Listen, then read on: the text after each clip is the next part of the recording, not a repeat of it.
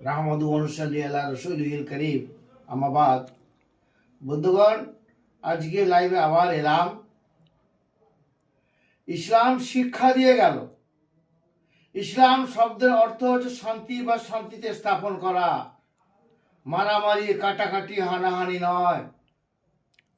জেনে রেখে দেবেন, হাবিল আর কাবিল, আদম আর ইভ, একটা ফিল্মে সেটা দেখবেন যারা অজানা লোক।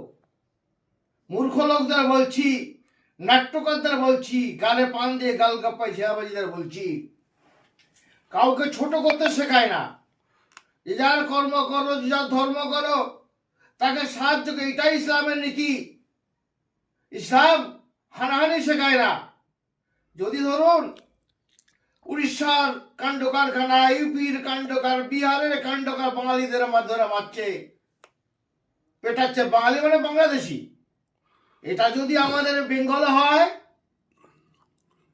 সব রকম দেশ রাজ্যের লোক রয়েছে এখানে, এই রাজ্যটাই তো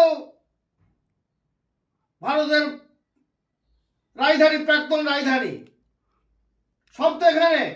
আমরা সেই শিক্ষা কিন্তু আমাদের রাজ্য সরকার দেয়নি।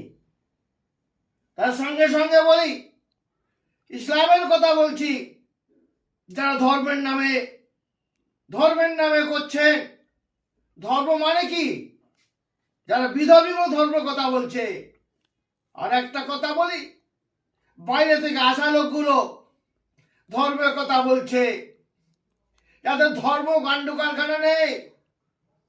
আর বর্তমানে কিছু ছিটে পোটা লোক দল ত্যাগ করে ধর্মের যোগ হয়েছে, তাদের হয়তো কাজে লেগেছে।